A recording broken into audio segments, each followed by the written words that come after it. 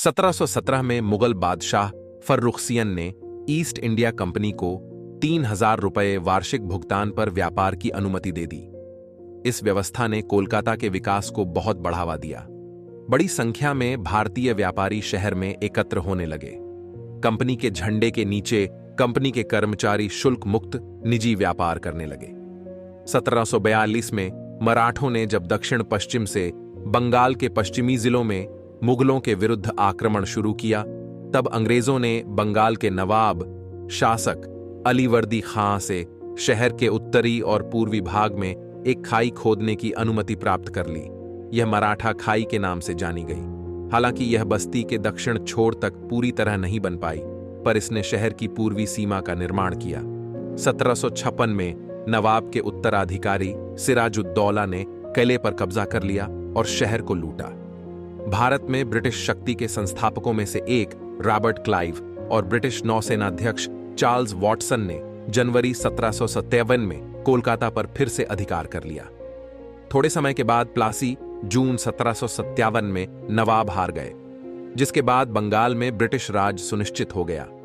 गोविंदपुर के जंगलों को काट दिया गया और हुगली की उपेक्षा कर वर्तमान स्थल कोलकाता पर नए फोर्ट विलियम का निर्माण किया गया, जहां यह ब्रिटिश सत्तारोहण का प्रतीक बन गया।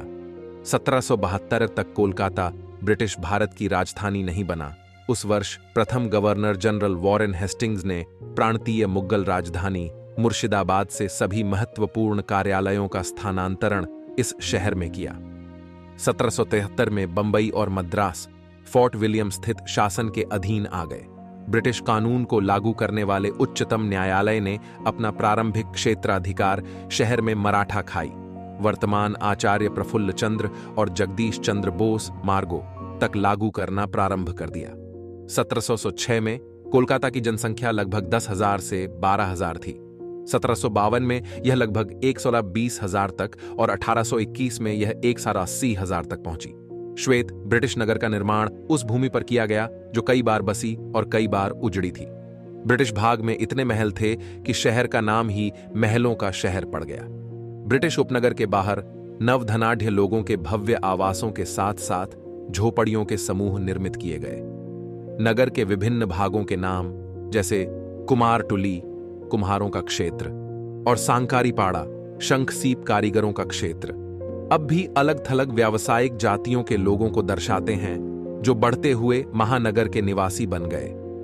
दो अलग अलग प्रजातियां अंग्रेज और भारतीय कोलकाता में एक साथ निवास करने लगीं। मुगल अधिकारियों ने ब्रिटिश कंपनी के वाणिज्य से होने वाले लाभ को न खोने की चाह में जब जॉब चार्निक को पुनः लौटने की अनुमति दी, तब उन्होंने कोलकाता को अपनी गतिविधियों के केंद्र के रूप में चुना। स्थल का चुनाव सावधानीपूर्वक किया गया प्रतीत होता है, क्योंकि यह पश्चिम में हुगली नदी, उत्तर में ज्वार नद और पूर्व में लगभग 4 किलोमीटर की दूरी पर लवणीय झील द्वारा संरक्षित था। नदी के पश्चिमी तट पर ऊंचे स्थानों पर डच, फ्रांसीसी व अन्य प्रतिद्वंद्वियों की बस्तियां स्थित थीं। चूंकि यह हुगली के बंदरगाह पर स्थित था, इसलिए समुद्र से पहुंचने के मार्ग को कोई खतरा नहीं था। इस स्थल पर नदी चौड़ी और गहरी भी थी। केवल एक ही हानि थी कि यह अत्यंत दलदली क्षेत्र था, जिससे यह जगह अस्वास्थ्यकर हो गई। इसके अतिरिक्त अंग्रेजों के आने के पहले 3 स्थानीय गांवों सुतांती, कालिकाता और गोविंदपुर, जो बाद में सामूहिक रूप में कोलकाता कहलाने लगे, का चयन उन भारतीय व्यापारियों के द्वारा बसने के लिए किया गया था जो गाद से भरे सतगांव के बंदरगाह से प्रवासित हुए थे। चारलोक के स्थल चयन में इन व्यापारियों की उपस्थिति भी कुछ हद तक उत्तरदायी रही होगी। 1696 में निकटवर्ती बर्धमान जिले में एक विद्रोह होने तक मुगल प्रांतीय प्रशासन का इस बढ़ती हुई बस्ती के प्रति दोस्ताना व्यवहार हो गया था। कंपनी के कर्मचारियों ने जब व्यापार चौकी या फैक्ट्री की किलेबंदी की अनुमति मांगी, तब उनकी सुरक्षा की सामान्य शर्तों पर उन्हें इजाजत दे दी गई। मुगल शासन ने विद्रोह को आसानी से दबा दिया, किंतु उपनिवेशियों का ईंट व मिट्टी से बना सुरक्षात्मक ढांचा वैसा ही बना रहा और 1700 में यह फोर्ट विलियम कहलाया।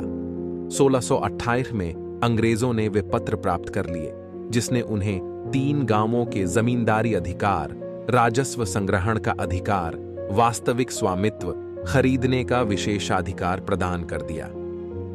कलकत्ता की काल कोठरी पूर्वी भारत में व्यापार के लिए ईस्ट इंडिया कंपनी और जॉब चार्निक को यह सुरक्षित व स्थायी ठिकाना मिलना बड़ी उपलब्धि थी।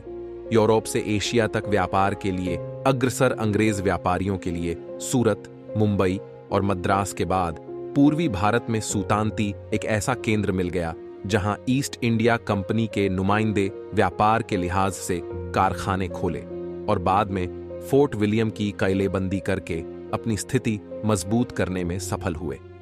2. शहर का विकास। उस समय कोलकाता को असुविधाजनक शहर माना जाता था। सड़कें बहुत ही कम थीं। जनकार्य में सुधार के लिए लॉटरी के माध्यम से वित्त प्रबंध के लिए 1814 में एक लॉटरी समिति का गठन किया गया। उसने हालत सुधारने के लिए 1814 से 1826 के बीच कई प्रभावी कार्य किए। 1814 में निगम की स्थापना की गई। यद्यपि 1864, 1866 और 1870 के चक्रवात ने निचले क्षेत्र में रह रहे गरीब लोगों को तबाह कर दिया। क्रमिक चरणों में जैसे जैसे ब्रिटिश शक्ति का प्रायद्वीप में विस्तार होता गया, संपूर्ण उत्तर भारत कोलकाता बंदरगाह का पृष्ठ क्षेत्र बन गया।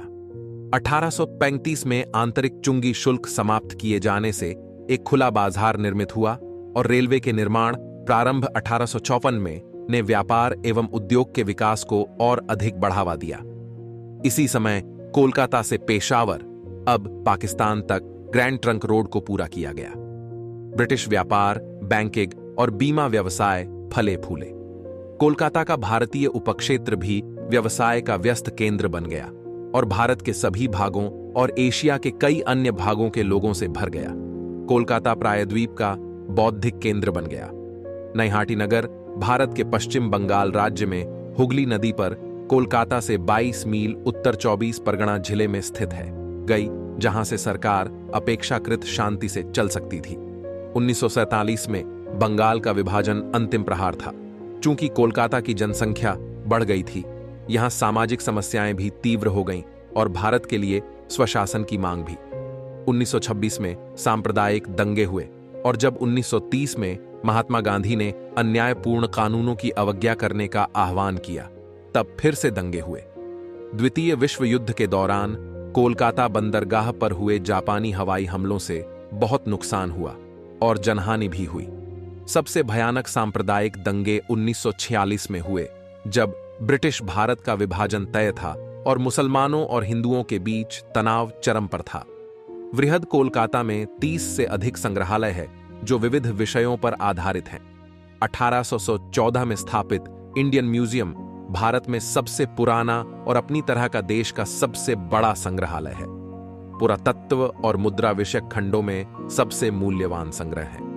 1946 में बंगाल के भारत और पाकिस्तान के बीच विभाजन से कोलकाता बहुत पिछड़ गया, क्योंकि यह अपने पूर्व पृष्ठ अतीत के झरोखे से भारत की बौद्धिक राजधानी माना जाने वाला कोलकाता ब्रिटिश शासन के दौरान ब्रिटिश भारत की राजधानी थी।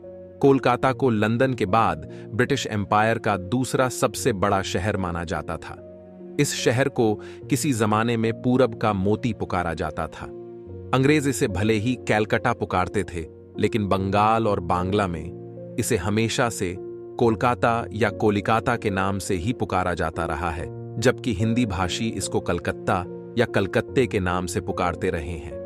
सम्राट अकबर के चुंगी दस्तावेजों और 15वीं सदी के बांग्ला कवि विप्रदास की कविताओं में इस नाम का बार बार उल्लेख मिलता है, लेकिन फिर भी नाम की उत्पत्ति के बारे में कई तरह की कहानियां मशहूर हैं। सबसे लोकप्रिय कहानी के अनुसार हिंदुओं की देवी काली के नाम से इस शहर के नाम की उत्पत्ति हुई है। इस शहर के अस्तित्व का उल्लेख व्यापारिक बंदरगाह के रूप में चीन के प्राचीन यात्रियों के यात्रा वृतांत और फारसी व्यापारियों के दस्तावेजों में भी उल्लेख है। महाभारत में भी बंगाल के कुछ राजाओं के नाम है जो कौरव सेना की तरफ से युद्ध में शामिल हुए थे। बौद्धिक विरासत से भरपूर कोलकाता भारतीय स्वाधीनता आंदोलन में केंद्रीय भूमिका रहा इतिहास में अपना नाम दर्ज करवा चुका है। भारतीय राष्ट्रीय कांग्रेस के साथ साथ कई प्रमुख राजनीतिक एवं सांस्कृतिक संस्थानों जैसे हिंदू मेला और क्रांतिकारी संगठन युगांतर अनुशीलन की स्थापना इसी शहर में हुई। साथ ही इस शहर को भारत की बहुत सी महान हस्तियों जैसे प्रारंभिक राष्ट्रवादी अरविंद घोष, इंदिरा देवी चौधरानी, विपिन चंद्र पाल थे।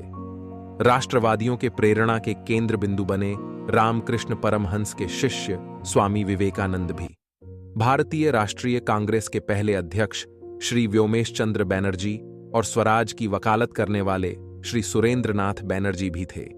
19वीं सदी के उत्तरार्ध और 20वीं शताब्दी के प्रारंभ में प्रख्यात बांग्ला साहित्यकार बंकिम चंद्र चटर्जी, जिनका लिखा आनंद मठ का गीत वंदे मातरम आज भारत का राष्ट्रगीत है, और नेताजी सुभाष चंद्र बोस, इसके अलावा राष्ट्रकवि रविंद्रनाथ टैगोर जैसे महान रचनाकार से लेकर सैकड़ों स्वाधीनता के सिपाहियों का घर होने का गौरव प्राप्त